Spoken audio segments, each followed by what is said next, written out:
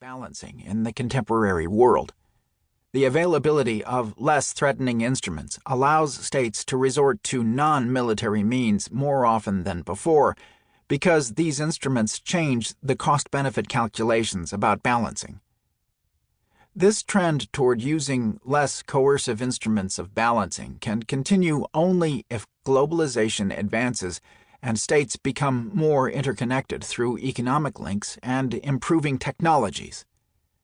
A massive failure of globalization to bring sustained growth and prosperity, or the resurgence of expansionist or nativist nationalism in key countries, could alter this pattern and make military power once again the balancing instrument of choice. Globalization has brought greater prosperity to almost all nations, making zero-sum competition for resources less bitter than in previous eras, when European great powers fought massive wars in an effort to add to their material wealth and power. If globalization and resulting economic interdependence fail to foster sustained cooperation, competitive international politics could reemerge with a vengeance. The inauguration of Donald Trump as U.S. President in 2017 and the possibility of other right-wing leaders coming to power in Europe have brought a return of hard balancing as a topic of discussion. However, restraining forces seeking the comeback of geopolitical competition and isolation may require greater use of soft balancing. After the Cold War, the twin forces of globalization and global norms against aggressive territorial expansion restrained but did not prevent the U.S. from intervening in Iraq and Afghanistan. To some extent, these same forces simultaneously encouraged rising powers, such as China and Russia, to mellow their behavior.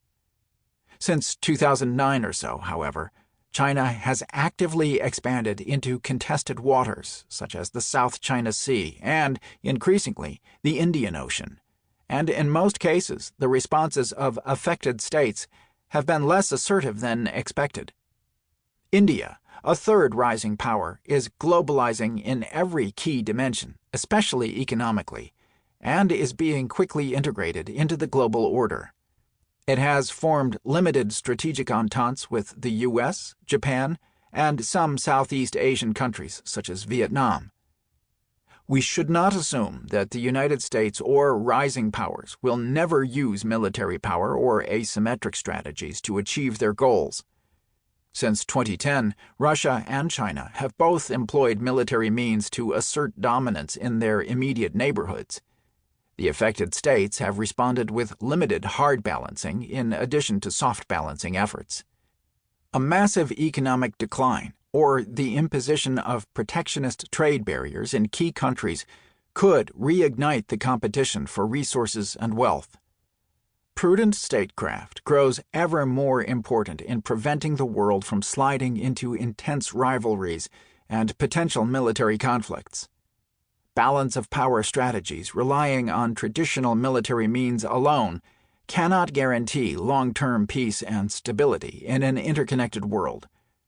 A hybrid approach that includes both hard and soft balancing, relying on adequate defensive military capabilities to provide a deterrent, is necessary to preserve peace in the coming decades.